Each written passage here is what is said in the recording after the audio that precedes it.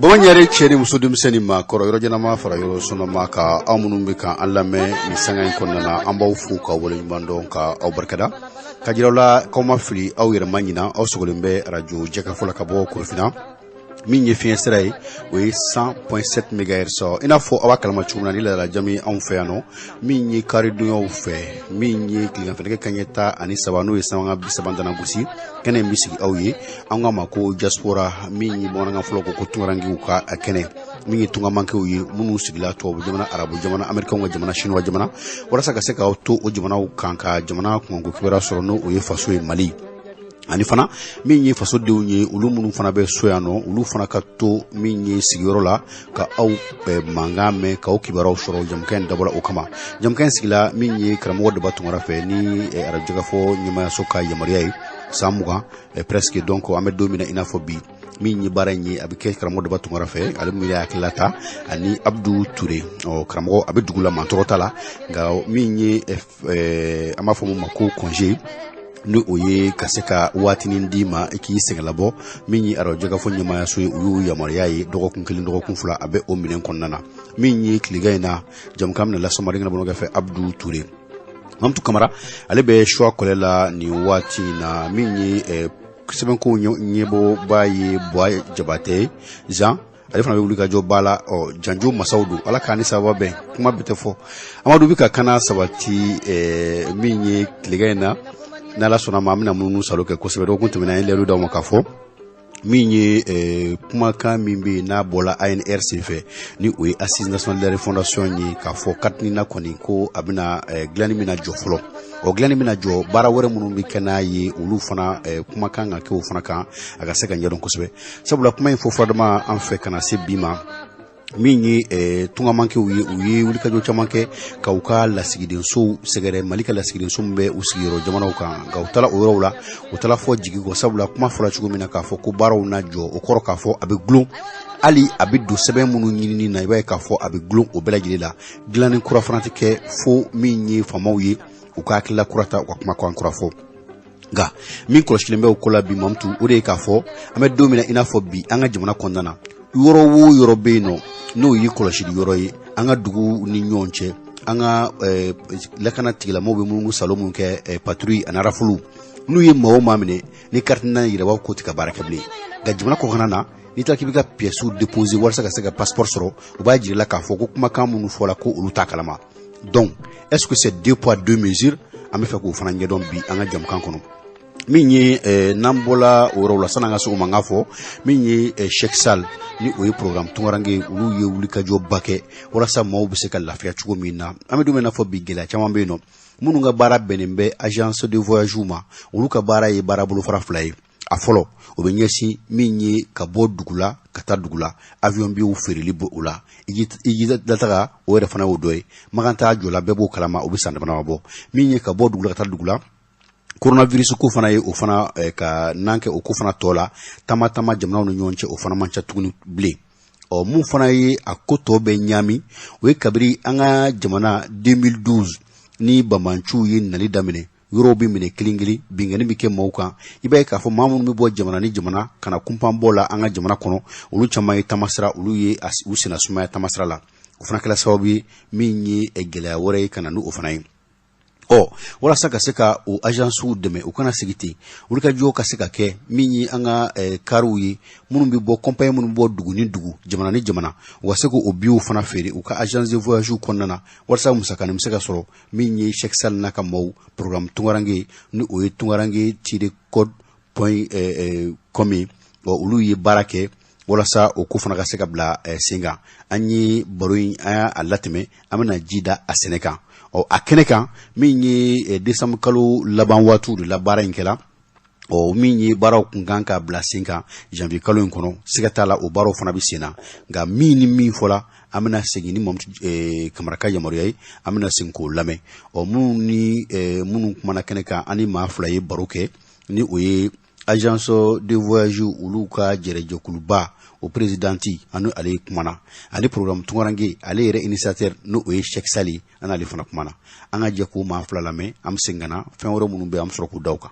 Ne Madame Sise Fatima Takuyati. An ye kɛnyɛrɛye baarakɛla minnu bɛ baara kɛ tourisme ka bolo kan an ne bɛ association présidente. Bon an bɛ se ka min fɔ mɔgɔw ye c'est que nin baara in ye baara ɲuman de ye. An yɛrɛ nana an y'a ye u ye lakaleli min k'an ye u bɛ fɛ ka baara in kɛ cogo min nafa min b'a la tɔnɔ min b'a la a kɛkun ye min ye u y'olu bɛɛ ɲɛfɔ an ye donc o diyara an ye parce que o bɛ taa anw ji min sira fɛ bi ni mɔgɔ min y'a jateminɛ k'a fɔ anw ka baara yɛrɛ bɛɛ tun jɔlen don a b'a dɔn k'a fɔ covid fana nana an kun bɛ hali baara kelen min kɛ parce que an ka baara koloman 3 de ye tourisme b'a la avion billet feereli o b'a la iji taga b'a la don min na ko bi hali iji taga min tun tora o fana jɔra ka covid kɛra iji tɛ se ka kɛ an san 2 kɛ an tɛ iji kɛ billet tɛ se ka feere parce que voyage tɛ yen tourisme tɛ se ka kɛ donc ni mɔgɔ min nana k'a bɛ baara da an ma an ka baara kɛ bon an b'o tigi fo ko o wale ɲuman dɔn programme tungaranke mɔgɔw u ka baara nana an natuma na a yɛrɛ b'a dɔn kow bɛɛ yɛlɛmɛlen don sisan fɔlɔ application ko tun t'a la i bɛ bɔ dugu fo dugu ka t'i mago ɲɛnabɔ sisan téléphone kelen b'i permet i ka se k'o kɛ i y'olu bɛɛ fara ɲɔgɔn kan anw kɔni an ka baara la an kɛnyɛrɛye minnu bɛ baara kɛ tourisme ta fanfɛla la a diyara an ye an b'u fo an b'u wale ɲuman dɔn an bɛ dugawu d'u ye ala k'a kɛ baara sɛbɛ y'u bolo ala k'u n'an fana cɛ dilan parce que olu n'anw de bɛna baara kɛ sisan n'i y'a mɛn collaboration ni n'a ɲɔgɔnnaw de don mɔgɔ minnu sigilen don u tɛ baara la n'i nana baara d'olu ma yɔrɔ olu hali n'u b'i fo ala yɛrɛ b'i fo an y'u fo de la k'u wale ɲuman dɔn ka tila k'a yir'u la k'a fɔ an pɛrɛlen don an n'u ka baara kɛ ɲɔgɔn fɛ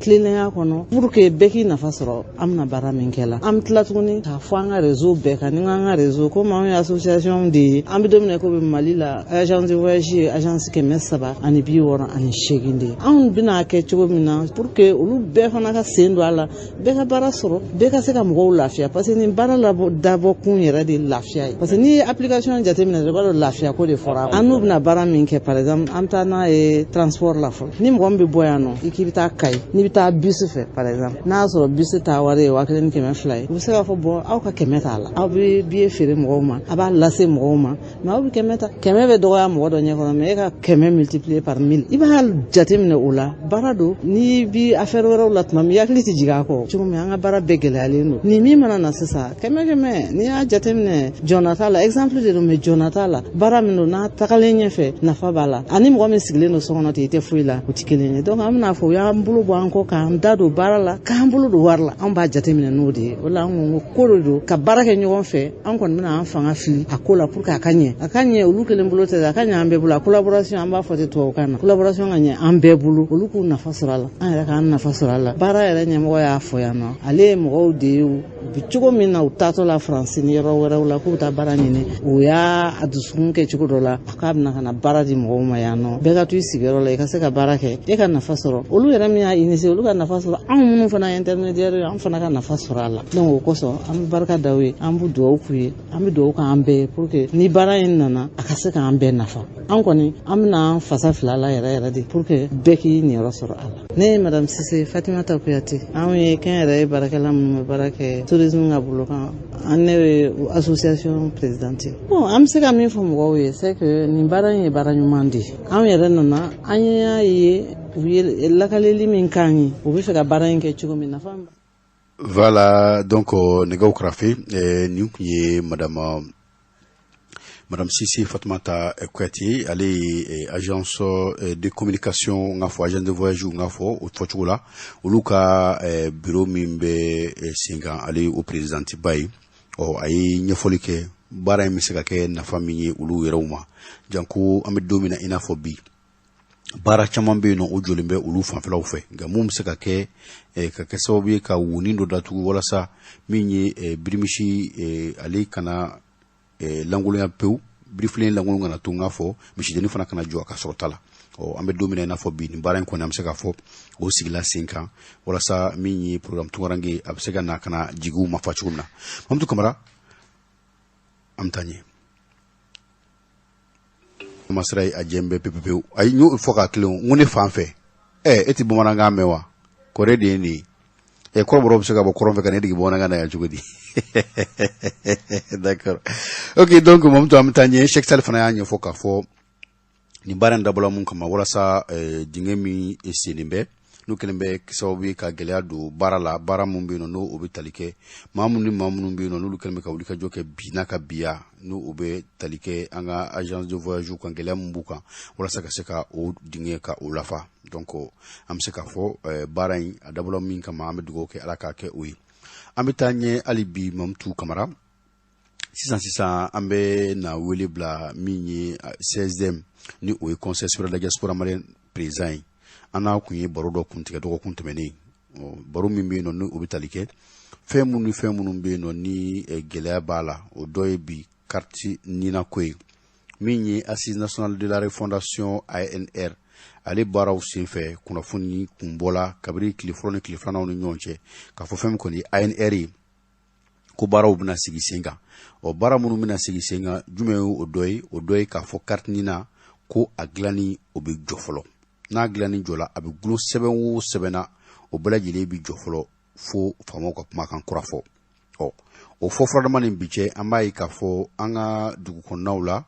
baara bolow la faamaw bɛ munumunu minnu kɛ an ka dugu kɔnɔnaw la ani an ka duguw ni ɲɔgɔn cɛ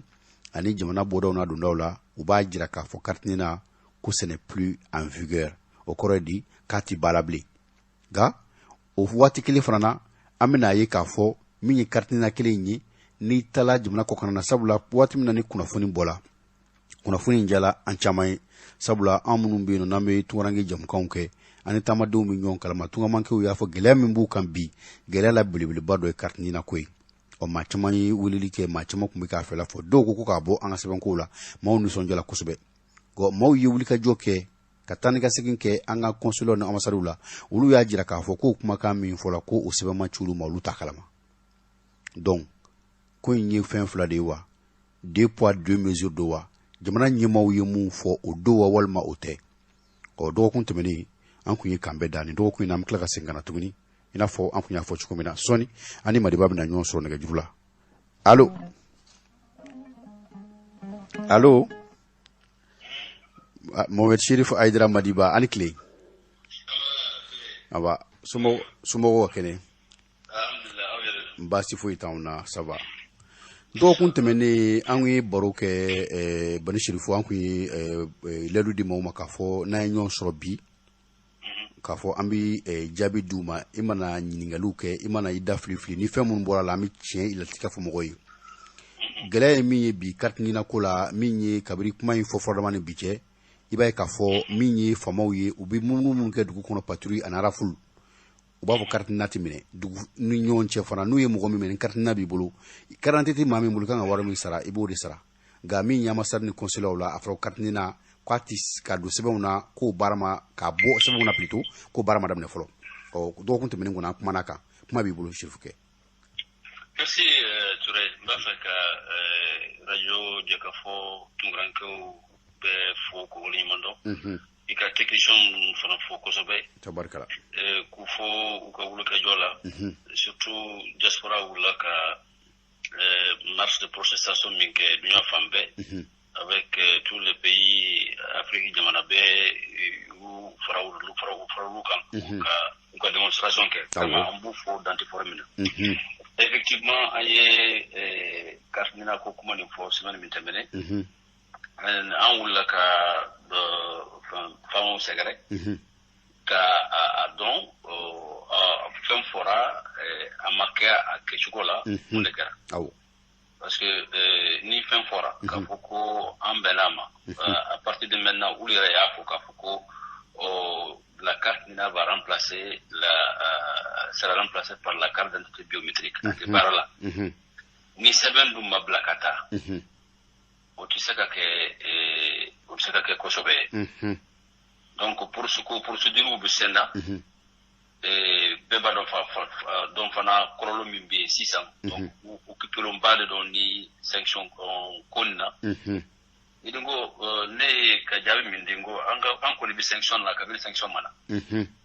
an bɛ sanction na kabini san joli an bɛ sanction na ni carte na ko nin fɛn min b'an yɛrɛ kɛ an ye maliden ye min ye sɛbɛnko ye o t'an bolo o sanction ma sɛbɛn di kan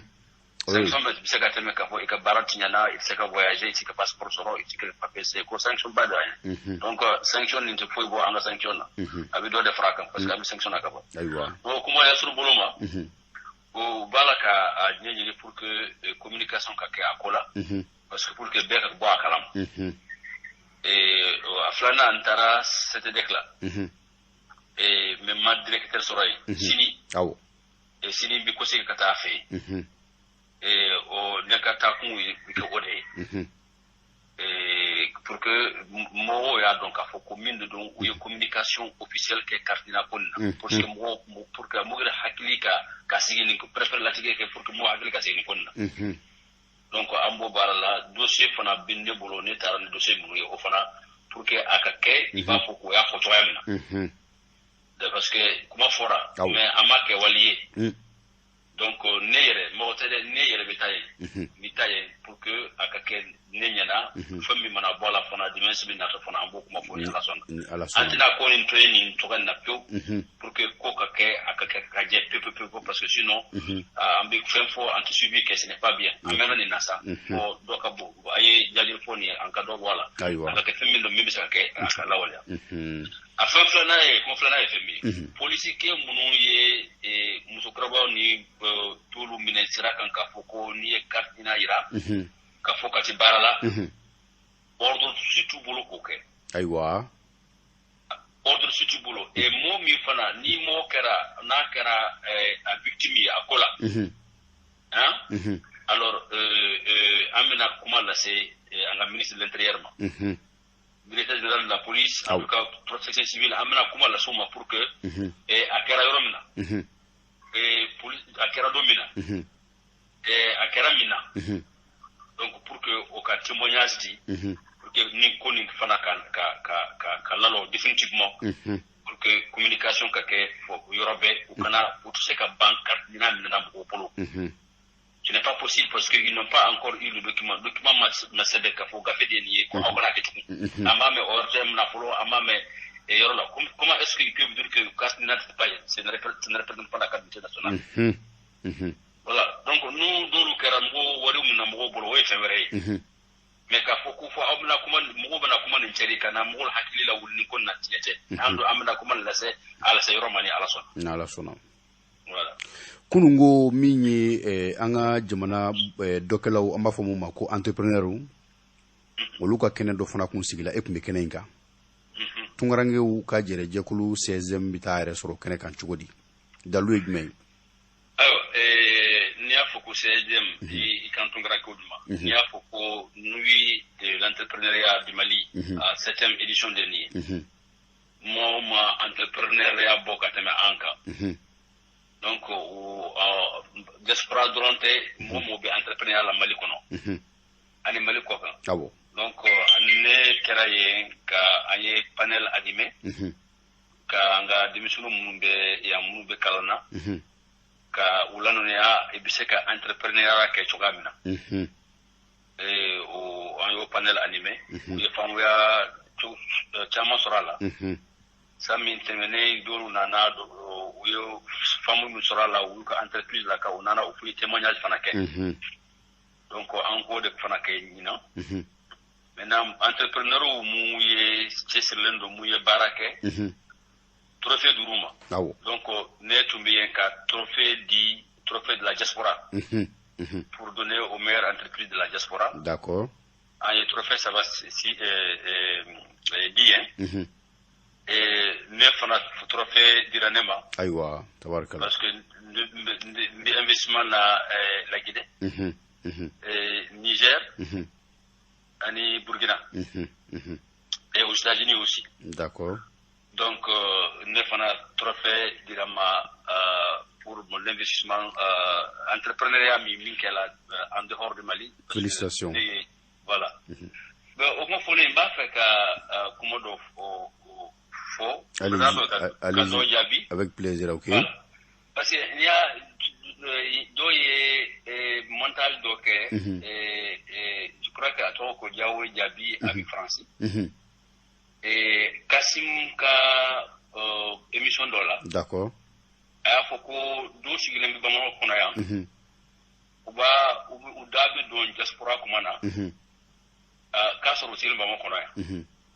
Donc jawo jabi yo kuma kan ninta ka neka photo blala. Et ka chari fambe. D'accord. Donc ba fa ka fo ika kuna fo nkambi. Alors ni ati femme don ata don et Kassim bi ko mi fo amane to fo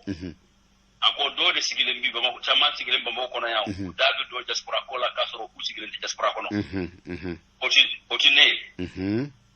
le kalubi c'est no kalubi Niger musun demba ya be Niger ne ka business be Niger ne ka lu abi Conakry ne ka bureau bien ne ka demba ya bien ne ka business fana bien et abi Amérique demba ya bien ne ka business bien c'est vrai il sait que lu bi c'est qui soro bolo yoro dola ka foko itaye le autre détail donc semaine ou chaque 2 semaines ne be boyan katanga business ou la Burkina mitanga business la ananga famille la Niger ani Guinée ani Amérique ne bora Amérique ça fait 3 mois donc mba faka o yoro préfère la tige ka foko ni mo ko ne bien ni bi kuma diaspora to wala mi sigel diaspora ko wotine aywa wala mba ko ka famu ko sobe tabarkala o famla voilà d'accord Madiba ambi fo ambe kambe da nyogoni do ko werna la sono na soni fulkan la ba mun bi bolo su ko kaba nebita stregla sini d'accord mbita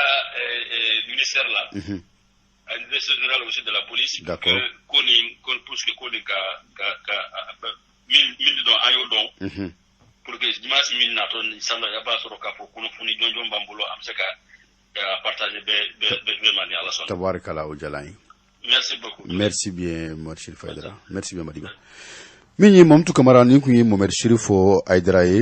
minyi 16e ni o conseil supérieur de la diaspora malienne au président do apmeka nyefoli ke gelamu mi kartini na kola bi an yɛrɛw ye sereya sɔrɔ ka bɔ an masuruna mɔgɔw yɔrɔ min ye minnu bɛ yen nɔ n'u bɛ sirakun na polisilakaw ka taa se kanabaga wɛrɛw ma olu kɔni tɛ ka karitinin minɛ maa caman bolo bi ni o ye jamana kɔnɔna ye ni jamana kɔ kana na n'a bɛ ka jira k'a fɔ ko sɛbɛnfura minnu bɛ yen n'a bɛ ɲini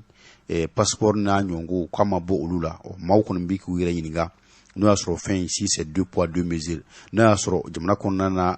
jamanaden minnu bɛ yen ani jamana kɔkɔnɔna na minnu fana sigilen bɛ yen nɔ ni olu bɛ taama na ni tungamankew don n'u fana n'u minɛ cogo don jamana kɔnɔna na kuma kɔni ye o ye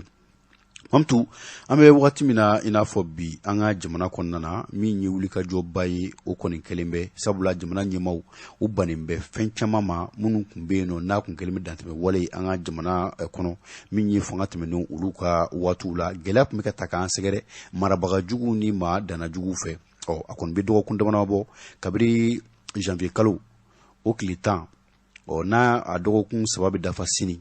i b'a ye k'a fɔ kabi tɛnɛn gɛlɛn kalo tile 10 an bɛ min ye camancɛ fanga maaw olu kɔni ye wulikajɔ kɛ k'a jira min ye diɲɛmaa la k'a fɔ kalata min kan ka kɛ Mali kɔnɔ ka bɛn février kalo ma san 2022 ni o ye kalo nata ye k'a tɛna se ka kɛ ka bɛn a dɔgɔ ma sabula fɛn min kan ka kɛ ka kɔn kalata ɲɛ o ko ka ca février dun kun ma se fɔlɔ nka min kɔni ye CEDEAO ni UEMOA ye u ye janfa kɔlɔn se Mali kama sabula u ye min ye gɛrɛntɛ ta k'a bɔ ka bi embargo u bɛ Mali kan bi hali n'o y'a sɔrɔ min ye Union africaine olu bɛ taa ni ka segin na CEDEAO jamanakuntigi dɔw b'u mɔlɔti ka don ka na lajɛ min ye kuma ɲɔgɔn ye o bɛ se ka kɛ cogo min na walasa waati min fɔla an ka camancɛ fanga maaw fɛ sabula san 5 da yɛrɛla diɲɛ maa la k'a fɔ ko an bɛ taa k'a bɔ kalo 6 la ka taa bila san 5 la min ye dɔ bɛ se ka bɔ san 5 kun na cogo min na ko bɛ se ka lajɛ cogo min na o kuma ɲɔgɔnyew kɔni bɛ sen na an bɛ don min na i n'a fɔ bi an ka jamana kɔnɔ min ye tubabu sɔrɔsiw ye an b'a fɔ ma ko danuwaw olu fana sɛbɛn kun kɛla k'a c'u ma olu dama kun tɛ jamana caman wɛrɛ kun b'a la ko Mali bɛ ka u ka dɛmɛ ɲini walasa u ka na an ka jamana kɔnɔ nka ni sɛbɛn cila aw ma aw bɛ sigi de ka jaabi kɔnɔ an bɛ aw ka jaabi kɔnɔ ni jaabi kɛla min ye ko tɔ bɛ taa sira min fɛ an b'o fɔ suma ko dugumajɛ Mali faamaw ɲɛnamakolontɔ u balila k'a ye k'a fɔ ko olu ka cɛ 100 nana wa k'u tala kɔrɔn fɛ min ye farajɛlakaw ka kɛlɛkɛ jɛkulu min bɛ yen nɔ ni o ye takuba ye ko u n'olu bɛ ɲɔgɔn fɛ o kɔni ye jamana faamaw sɛbɛtɔrɔ u ye sɛbɛnfuraw kɛ k'a jira k'a fɔ minnu nana u ka taa u bɔyɔrɔ la sabula ni maa bɛna maa dɛmɛ i kungo la a dɔ bɛ dɔ la tɛmɛsiraw fana b'a la n'a ma bɔ o siraw fɛ dɔrɔn a bɛ kɛ tɔkajɛ ye an b'a ye fana k'a fɔ min kɔni ye faransi faamaw ye janko u ka minisiri min bɛ mugubo ni kɛlɛcɛw kunna ni o ye François n k'a fɔ Florence Parly ye ale Jean-Yves Le Drian n'o b'u ka jamana ni jamana wɛrɛ cɛ kun ye ɲɛnabɔli kama olu kɔni ta kɛla deni da kelen ye sabula bi mali famaw ubi fɛn kelen damari fɔ ko mali kɔni ni mali ye nin cogo la an tɛ ka se ka bɔ an nɔ na ko san caman min ye yuruku ani walifɛn dun o n'a ɲɔgɔnnaw ko o de kɛlen bɛ k'a kɛ sababu ye ni mali tɛ ka se ka bɔ nɔgɔ la ko min ye kojugu fɛn bɛ ka kɛ mali kɔnɔna na k'a bɛɛ ye mali ɲɛmaaw ka dunko juguya an'u ka dana juguya ye o ye faransi faamaw ka kuma ye min ye mali minisiri min bɛ mali jamana ni jamana wɛrɛ cɛ koɲɛ ɲɛnabɔ minisiri Abdoulaye Diop a fana y'a jira k'a fɔ an bɛ don min na i n'a fɔ bi min ye fɛn minnu ka bɔ faransi fɛ ko ninnu ye kuma minnu tɛ bɛn hali dɔɔni sabula fɛn caman bɛ an ka jamana fana kɔnɔna na n'i y'a ta k'a lajɛ bi o kan ka dɔn faama bɛɛ lajɛlen fɛ mali ye jamana kana bilalen ye faransi y'a ɲini kuma caman k'u b'u fori mali fana ye maa ɲini maa minnu bɛ se k'an dɛmɛ o baara la walasa kana ka se ka sabati an ka jamana kɔnɔ kuma bɛɛ ni faransi ko k'ale ni Danemark bɛnnen bɛ a kan ko daniwaw ka na an fɛ yan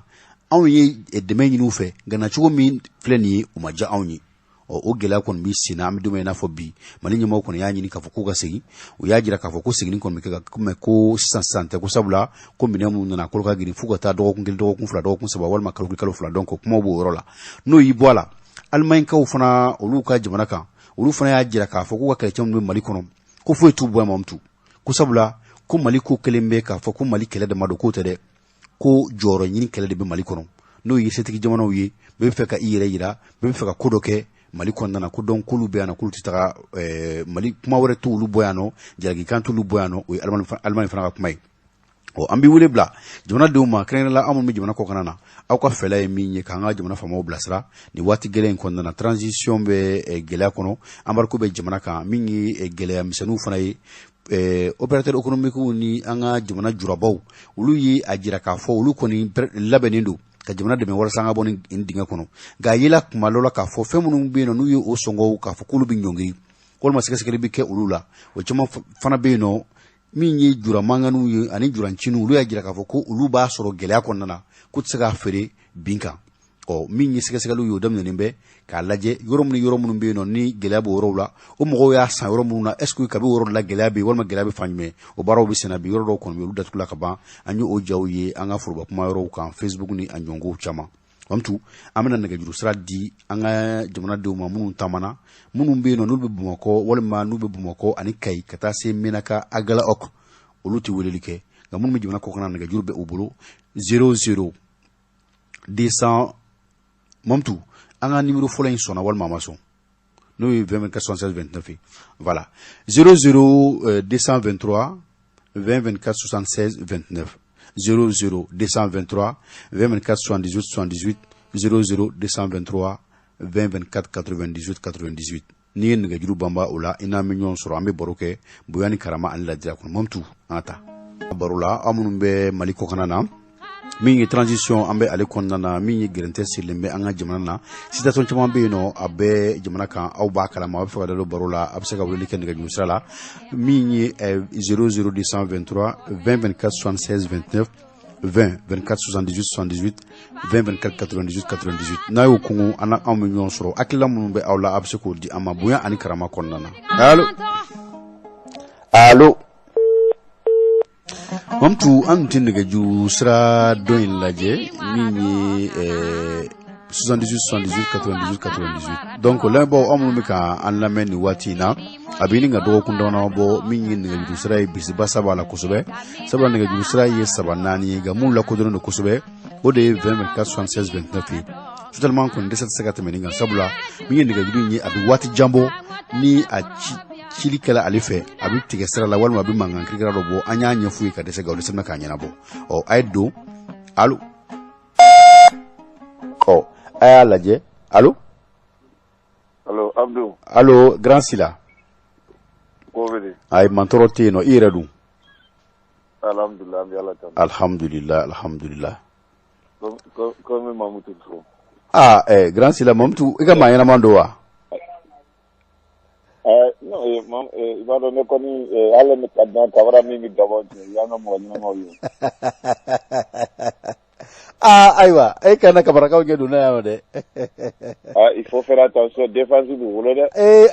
tiɲɛ don o y'an bɛnkɛ koyi défense b'u bolo dɛ attention dɛ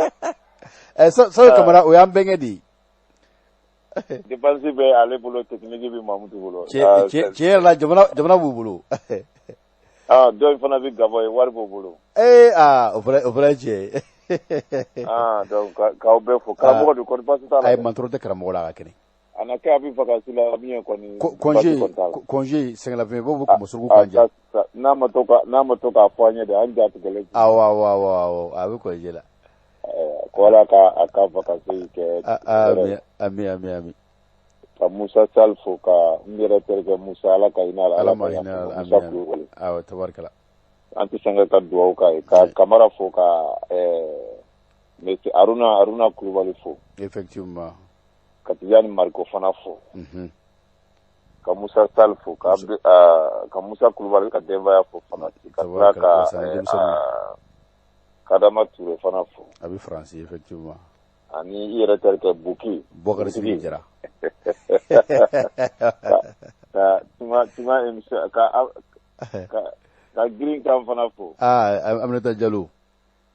i buramuso bɛɛ fo walahi n'Ala sɔnna ma jala ye ka bɛɛ fo tabarikala o don n kun bɛ kuma la mais n ka kuma nin tigɛra quoi awɔ effectivement a kɛra ten tu sais Abdou actuellement là où nous sommes quoi ni militaire tɛ mɔgɔ si tɛ se ka nin fanga nasugu kɛ baara nasugu kɛ d'accord ni militaire tɛ mɔgɔ si tɛ se ka jamana bila arayi kan wa n bɛ kuma kelen f'i ye ne ye expert badenw de lamɛn minnu kumana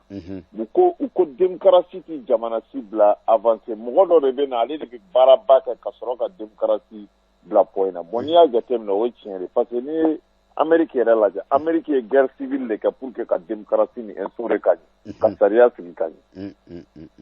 voyez donc démocratie yɛrɛ a fɛn fɔlɔ ye min ye i b'a dɔn o ye minnu bɛ aw minnu filɛ ka kibaru di dɛ aw de y'a pilier fɔlɔ ye parce que aw bɛ kibaru di dɔrɔn justice fana bɛ wuli ka baara kɛ o nɔ goni na bon normalement sariya min bɛ ta dɛ o de démocratie yɛrɛ o de y'a min yɛrɛ ye mais sariya sugu tɛ se ka fosi kɛ tant que ni kunnafonidilaw ma bɔ ni kunnafoni ɲuman de ye ka di bon i bɛ se k'i bolo ɲɛsin Mali kunnafoni dila jumɛn de ma bi ko min kɔrɔnpilen tɛ c'est-à-dire que n'an bɛ kuma ni majorité de ye quoi hali n'a sɔrɔ mɔgɔ 10 ɲɔgɔnna bɛ yen mɔgɔ 40 ɲɔgɔnna bɛ yen n'u bɛ tiɲɛ fɔ mais ni mɔgɔ 60 tɛ ka tiɲɛ fɔ i y'a dɔn k'a fɔ a bɛ fɔ o ma k'u tɛ ka tiɲɛ fɔ en tout cas baara ka gɛlɛn donc Mali yɛrɛ démocratie cibagaw o ye minnu bɛ kunnafonidi kɛ dɛ olu de y'a ci fɔlɔ a bɛɛ de bɛ yen ni villa tɛ min bolo i t'a sɔrɔ radio so 3 télé 3 b'u voyez an b'a radio so dɔn maintenant sisan n'olu taara u sigi i n'a fɔ Etienne Fakaba ninnu ka t'u sigi radio danganenw ou télévision danganenw na ka sɔrɔ ka kuma u kan ka minɛ ka don kaso la an b'a radio tigiw ka baara dɔn minnu bɛ faso buruja la n k'u b'o radio so kelen de la ye vous voyez donc moi je voulais dire seulement mɔgɔ bɛ sigi ka maliyɛnw jatigɛ ou bien i ti ka kuma Mali ka faveur la a bɛɛ ka minɛ ka don kaso la sinon Faransi faso tɛ Mali ye a baso tɛ Mali ye mais mun ye Faransi c'est k'a b'anw dɛmɛ ɲininkali tɔ min bɛ yen voilà problème ye nin de ye donc an ka problème ne grand sila ne ma fɔ dɔwɛrɛ dɛ n m'a fɔ minnu taara Mali la i n'a fɔ minnu bɛ Faransi Musa Sall ninnu ko nationalité b'u bolo sigilen mais ne kan t'olu ma dɛ mais ne yɛrɛ ne grand sila nin de tɛ Faransɛ yɛrɛ de fɛ parce que an bɛ namara kuma de fɔ ko Faransi politique an t'o fɛ mais an bɛ Faransi fɛ non ne yɛrɛ de tɛ Faransɛ fɛ ne t'u fɛ de parce que mɔgɔ minnu don i mana Faransɛ i mana wagasi san kelen a bɛ san 100 kɛ a t'i to yen n'a y'i sɔrɔ a bɛ fɛn k'i la min ka jugu ni wagati kajuru sara masaw de don donc u nana an ka jamana na ka na an mɔkɛw an ka dugu cili min kɛ k'an wayiba dɛ anw fana an t'u fɛ de diyagoya an tɛ Faransi fɛ de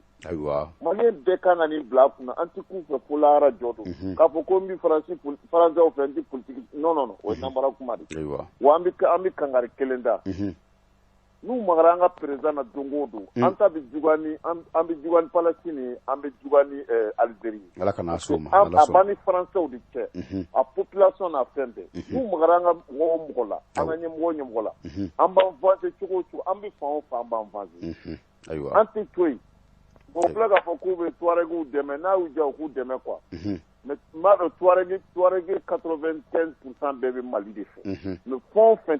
fɛn bɛ don avion kɔnɔ k'i bɛ taa dugu wɛrɛ la an tɛ dugu o la quoi ma ya ka bɔ kuma la ni min ye dɔrɔn k'a fɔ maliyɛn bɛɛ ka to armée de kɔ ni armée tɛ politicien tɛ se ka nin baara k'a ɲɛ voilà donc an b'an ka armée kɔ an bɛ Burkina fo an bɛ Ivoirien fo an bɛ Nigérien fo an bɛ Guinéen fo an bɛ Mauritanien fo an bɛ Algérien fo mais k'a fɔ ko maliyɛn anw de fɔlɔ ye wa anw de bɛ laban a la fana donc an b'an ka kɛlɛ kɛ diyagoya de. D'accord, ok, a faamuna. Ala ka hakili ɲuman d'a ma, Ala ka jamana basigi. Allahumma amin, Ala m'o kɛla. Ni nin kuma in ma taa mɔgɔ min jimi sira fɛ o ka yafa ne ma, Ala n'a kira kama. Ni Ala sɔnna ma, a faamuna. An t'a dabɔ ka mɔgɔ blessé, an b'a dabɔ ka an hakilinata de fɔ. Tabarikala, a faamuna. Mais tubabuw kɔni, français kɔni, français y'an jugu de bi, an jugu don sini. Wa an ti k'u fɛ ko lahara jɔ don. Ni fɔ aleykum salaam wa rahmatulahi wa barakatu. Ni kun ye Grand Sila ye ka bɔ min ye Amerikikaw fɛ yen nɔ New York an b'a fo dantɛ foli la nɛgɛjuru sira bilalen bɛ an lamɛnbaaw bɛɛ lajɛlen ka bolo kan jan ko aw minnu bɛ jamana kɔ kan na ko mɔgɔ bɛ nɛgɛjuru la nin waati in na allo allo ani tile oui ani tile Abdou somɔgɔw ka kɛnɛ ani la kɔri baasi foyi tɛ ayi mantɔrɔ tɛ yen nɔ Danbele don wa Danbele don Danbele sigiɲɔgɔnya la e bɛ ka mun ko de kɛ tan e bɛ min mais je suis en Allemagne. Mais et allé ma fone na, je suis pas au courant. Non, tu es au courant, ani bani bena bon, fanya kuma ki hakili de borala, ani bani bena d'accord. Et Aminique ça va? Non, ça va Touré. Inyuma sera? Inyuma sera korban foite. Alhamdulillah Dambele Omar. Ah ba Touré. OK. Dambele kuma bi. Ala kanga jamana kantai. Allahumma amin. Ala ka Mali kankorota. Amin. Ala ka jugu malo. Amin. Voilà. Abdou, tout ce que moi je peux dire, fem, buna adama dim fem, ni malien di. An bɛɛ ka don da kelen fɛ ka bɔ da kelen fɛ. Ayiwa. An kan ka autorité soutenir. Abdou, buna adamaden de 2013 à nos jours. Malien men sara mɔgɔ si tɛ se ka jɔ k'a fɔ a jate de filɛ yen. A ka ca. I ka kuma faamuya. Le Mali est un grand pays. Plein d'histoire. Allô? An bɛ a ka to ɲini kɛ Umar Danbele fɛ a ka weleli kɛ nɛgɛjuru sira wɛrɛ la nɛgɛjuru sira min bɛ yen nɔ ni o ye 20 24 76 29 gɛlɛyaba de b'ale la waati laban in na min ye 20 24 78 78 walima 20 24 98 98 n'i y'o sɔrɔ i n'a min y'o sɔrɔ jamukan kɛnɛ kan tunkarakew ka jamukan diaspora allo allo somɔgɔw ka kɛnɛ somɔgɔw kɔrɔ baasi tɛ mantɔrɔ tɛ ne na e yɛrɛ dun Cheikh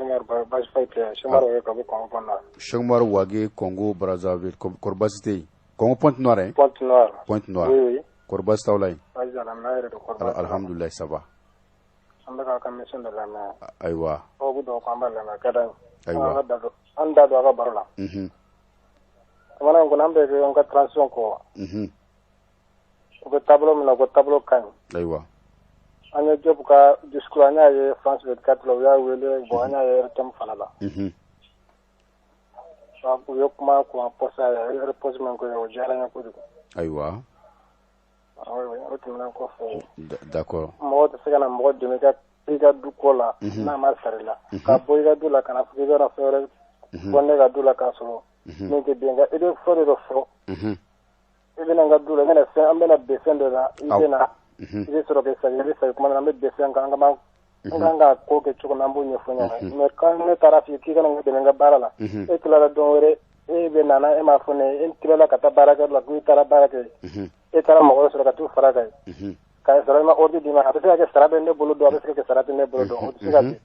i bɛna ni jɛn n'a ye sini bɛ nin fɛ e m'o dɔn fɔ ne nana sini baara kɛ ne fɛ n'a y'a sɔrɔ sara tɛ ne bolo dɔn sini k'a d'i ma ka gɛlɛn o bɛ se ka ɲɛ o tɛ se ka ɲɛ o tɛmɛnen kɔfɛ minnu bɛ yen commerce la u kana minɛn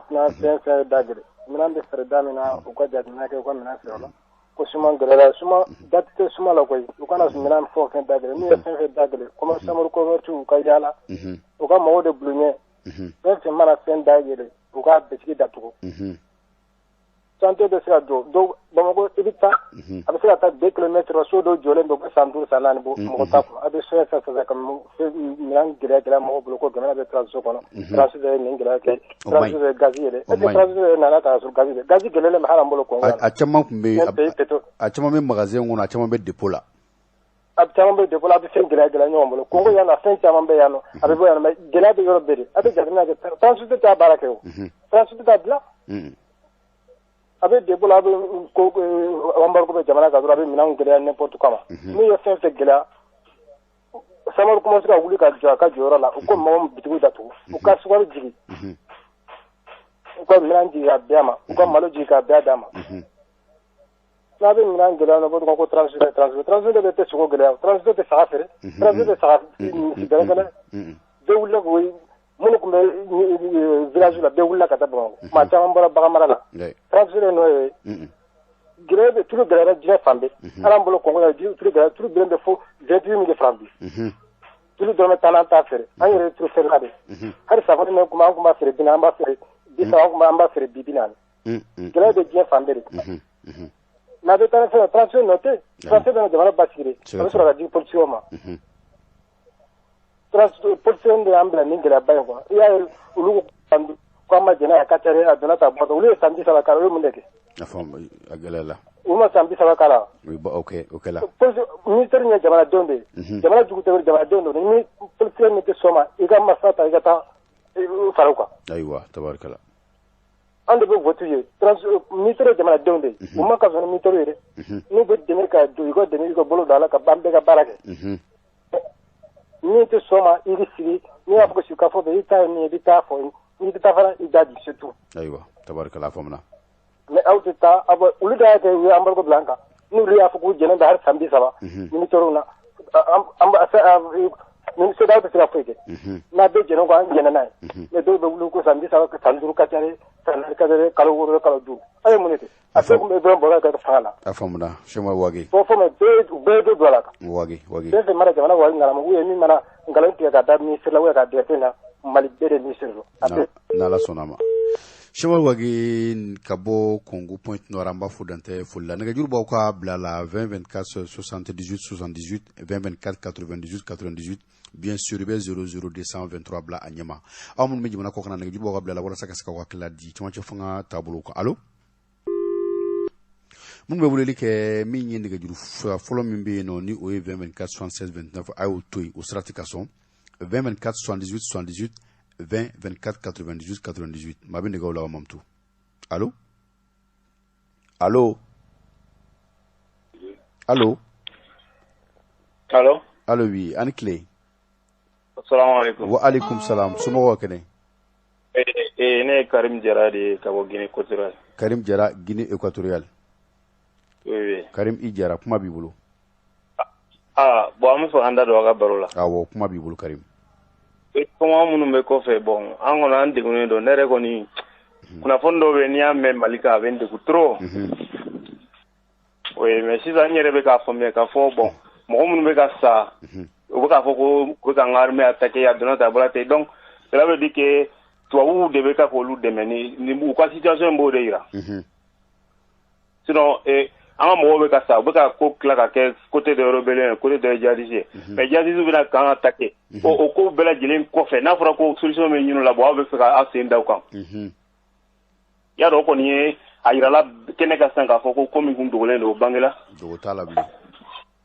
an kɔni bɛ dugawu kɛ bon an bɛ foli k'aw fana ye aw ka cɛsiri la n'Ala sɔnna ma diyara n ye Karim an bala kɔmini kosɛbɛ kosɛbɛ ni jamana in ye n'Ala sɔnna ma inchallah Ala k'an ɲɛ merci Karim Jara ka bɔ Guinée équatoriale hali bi nɛgɛjuru b'aw ka bila la waati tɔ kɔni man ca bilen nɔ nɛgɛjuru sira de ye 20 24 78 78 allo minnu b'an wele jamanadenw aw minnu taamanen don min ye nɛgɛjuru sira fɔlɔ ye a y'o to yen nɔ allo 20 24 76 29 o nɛgɛjuru sira man ɲi a kana weleli kɛ o la n'a b'an wele a y'an wele 20 24 78 78 20 24 98 98 allo allo allo abawka émission diaspora kennedy kan min ye tuŋarangew ka jamukan kerele radio ka fo kan min ye dimanche doyaw fɛ 13h30 ka taa bila 15h la o jamukan mi sigi aw ye allo allo yola allo assalamu alaikum wa alaikum salam atla to kono jamukan wala ka bo mi basiti no perfente ay mantroti ante amba an kungo wala ne be afika min fo eto ni jamu ka bo mi gori sadio ka bo mi ouais ka bo mi Yirimajo ay ni be jamana kɔnɔna ti wulili kɛ ni jamukan kɛnɛ kan awa comme une dernière la chance awa bi akato sadio merci bien minnu bɛ jamana kɔnɔna na k'a daminɛ Bamakɔ ka taa bila Kayi ka taa bila Menaka Agalaw ka taa bila fo Andrabukan aw ti wulili kɛ ni jamukan in na jamukan kɛrɛnnen bɛ ka bila malidenw kama minnu bɛ jamana kɔkan n'u bɛ tamayɔrɔ la min ye tungamankew ye walasa u bɛ se k'u fɛla fɔ jamana kunkanko kibaruyaw kan an bɛ don min na fɔ bi mamu tuma bɛ nɛgɛw la allo ani tile